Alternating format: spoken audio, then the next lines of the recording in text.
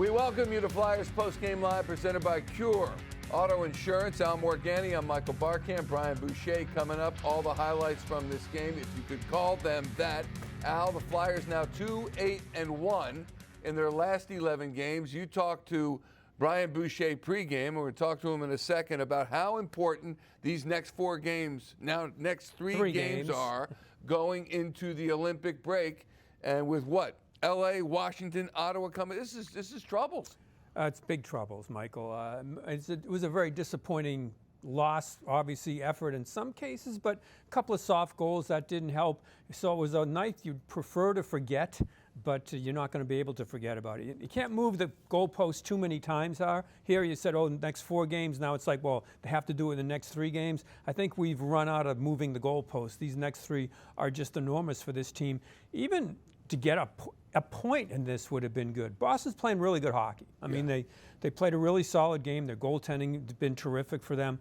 But I just thought they looked like they could creep in and save TK. Except for that, it didn't look like they really had the push to get past the Bruins here. All right, let's take a look at some of the highlights from this game before we talk to Bruce.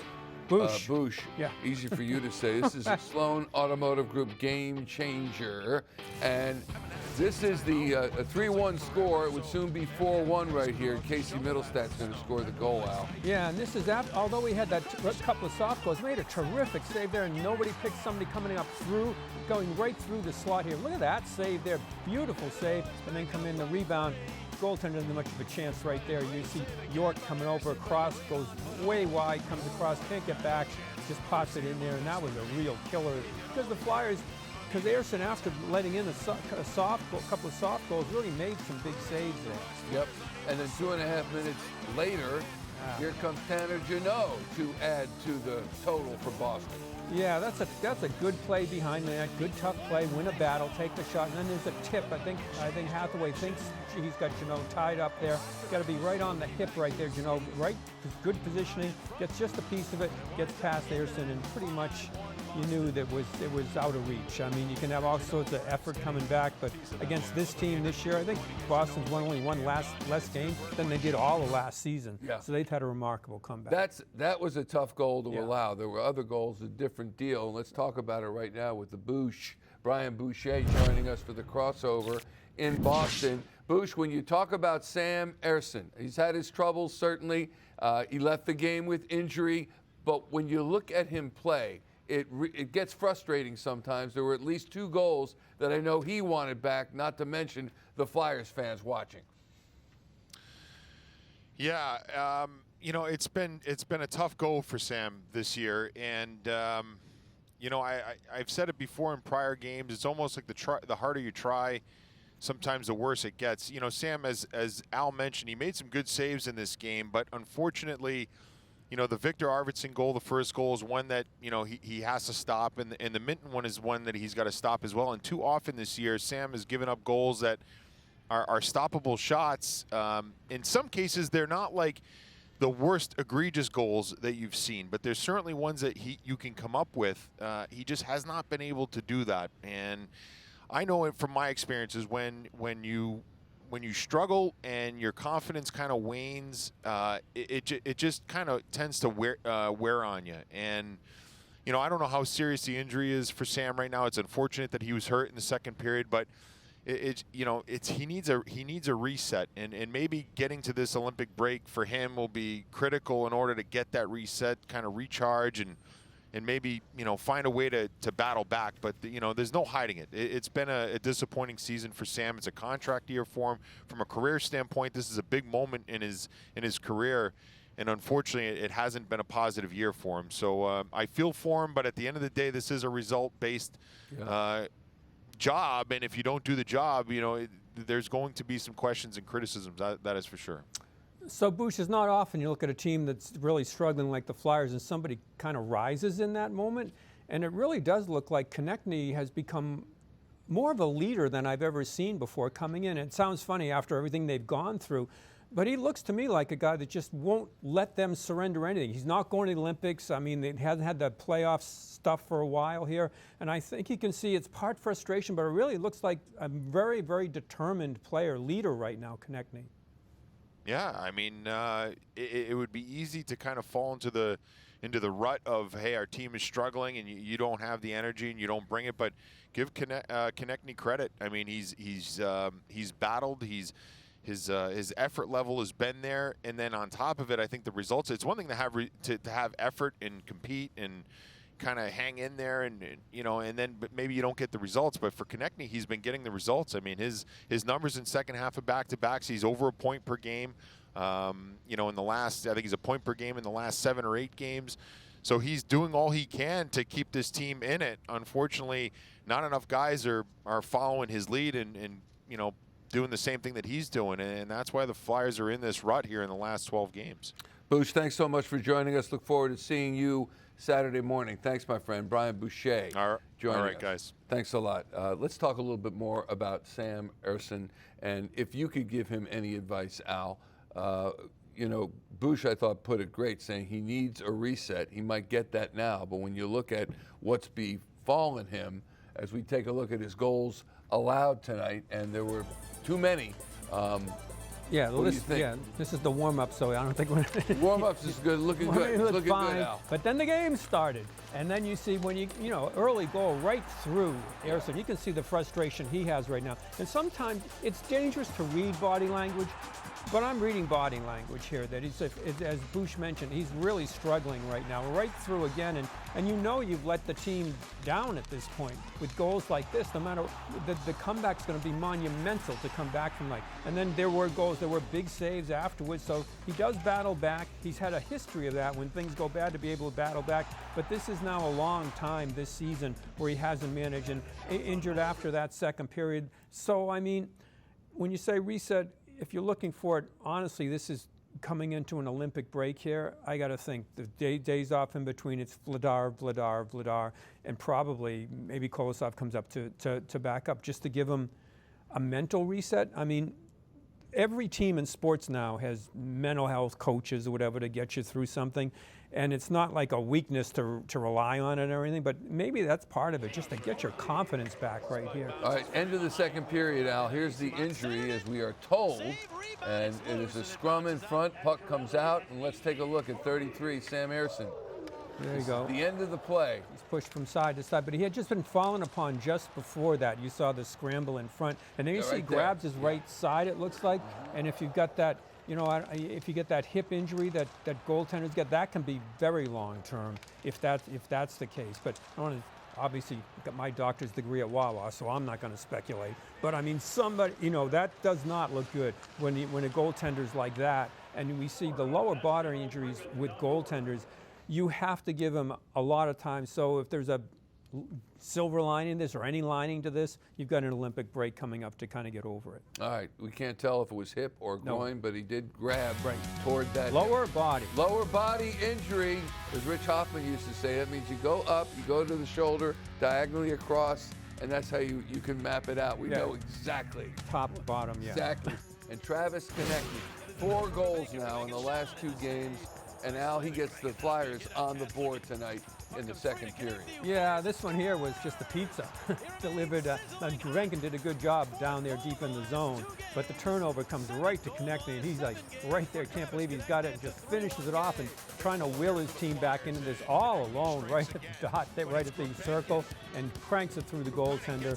Giveaway, and you're going to take advantage of that. Konecny really, he's been the bright light through this to try to get them back in. Hat tricks, breakaways, just effort to get through it. Yeah, when you look at Travis Konecny, and he is the alternate captain, one of them on the Philadelphia Flyers, and you see Sean Couturier, who's been the captain for the last little while now, certainly struggled through surgeries and injuries, and he has been the leader of the team, but the de facto leader would seem to be Travis Konecny. Oh, right now Konechny's the leader. I mean, I think Couturier had down to 13 minutes tonight, dropped down a line there, usually plays 17, 18, whatever. But you can't watch this on the ice and not think this is the guy that's carrying us through right here.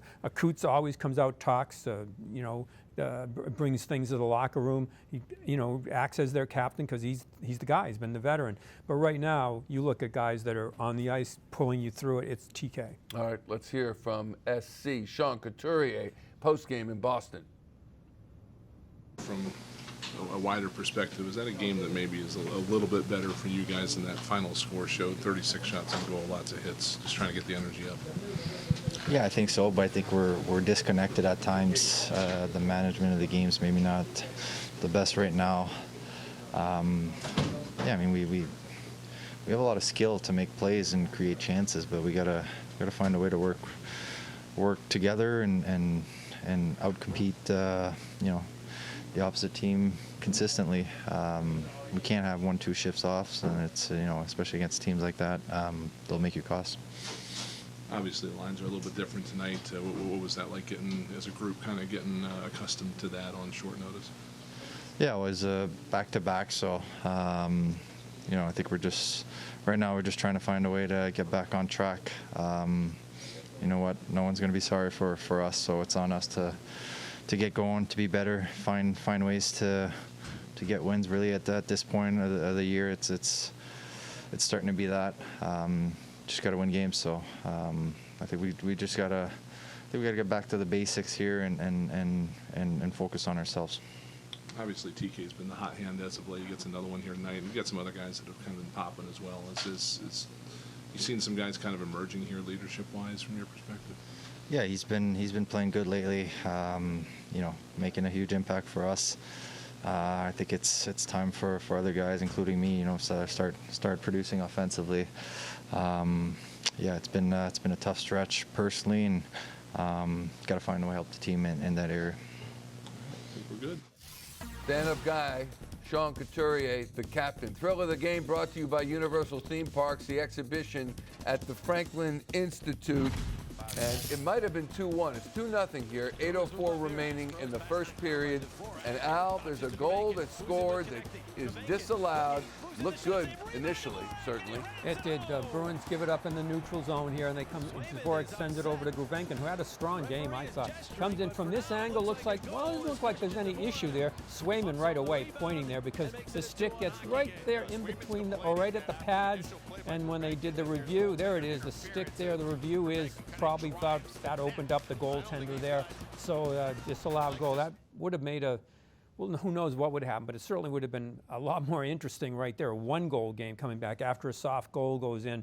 But it was like everything's rolling against us here. Yeah. This is, you don't want to woe is me, but at that point you're starting to think, uh-oh, woe is us. Here's the Granite Run Buick GMC play of the game. And it's Nikita Grubenkin, Hal. Well, of course, it starts with Konecny coming in after a wide shot by the Bruins. 1-2 saves by Swayman. Then Grubenkin comes in, finishes it off. But Konecny just flying through here. Watch this. Come in 1-2, stays with it. Swayman can only do so much. And Grubenkin kind of finishes off, picks up the loose change, as they say, knocks it past the goaltender. And, he played a pretty strong game. Then he bright spots again.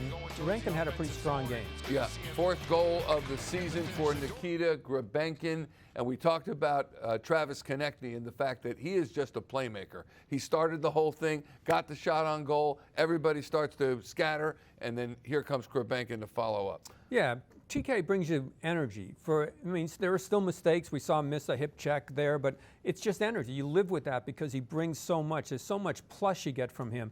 And you can really tell that when a team, he just tries to bring you back in the game. No surrender in his game. All right, let's go back up to Boston. Here's Flyers head coach Rick Tocchet. Again, it's a result you don't like, but in the circumstances here, 36 shots, lots of hits. Was there at least a good energy and battle level for you tonight? Yeah, there's a lot of effort tonight. Got to give guys credit. Got in at 4 last night, and I thought the guys really tried hard. But too many mistakes that go in our net, though. When you get a little bit of a roll, or 5 minutes of like half decent chances, all of a sudden, one goes in all the time. So can't do that. Can't chase the game. Not asking you to go through all 4 lines. What was the overall sentiment tonight, behind the formation for the forwards? Just spark it up a little bit. And you obviously get a couple of guys in that didn't play last night. They may have brought the most energy on that fourth line tonight with, I think, 16 hits between the two of them. So that's what you were looking for. Yeah, they did a good job. They're really good. It's tough. I haven't played in a while. D'Lo, and I thought he brought some energy tonight. And for Grubenkin, that's grabbing an opportunity there, you'd say, the way he played tonight. Yeah, he had some good opportunities. He was, he had some good legs for us. Goalie changed there in the third. Ersson was kind of hurt a little bit, yeah. Yeah, I didn't want to put Vladdy in, but we had to. No choice. Any update? No, I haven't heard anything yet. Yeah. I don't really.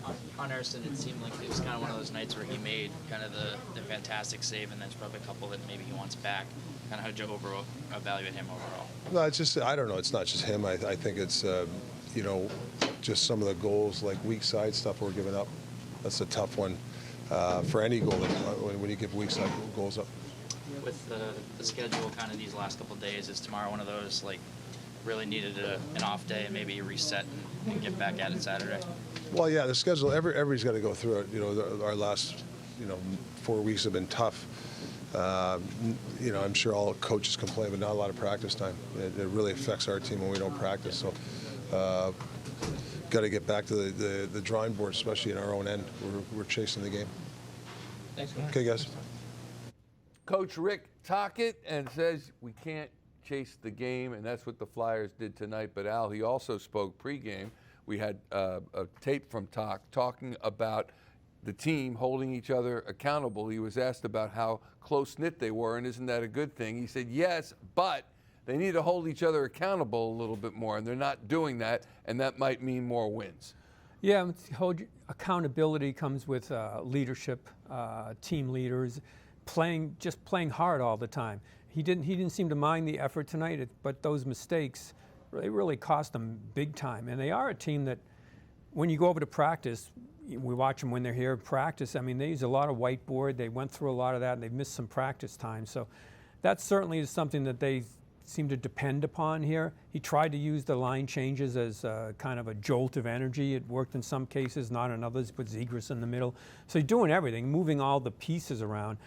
Look, Michael, they just don't have that margin with this team, a skill level. You get a couple of soft goals against you. You can make a couple of mistakes in coverages. It's a big, big mountain to come back for this team. Yeah.